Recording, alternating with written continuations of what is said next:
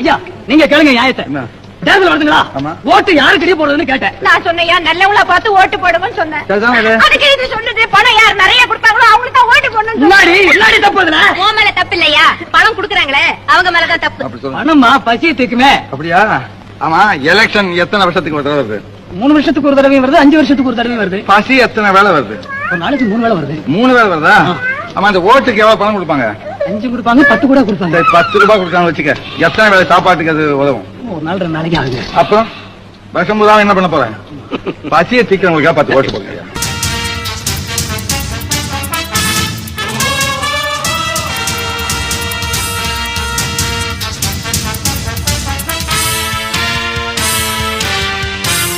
சிங்கம் ஒன்று கூறப்பட்டதே, அதுக்கு நல்ல காலம் நேரம்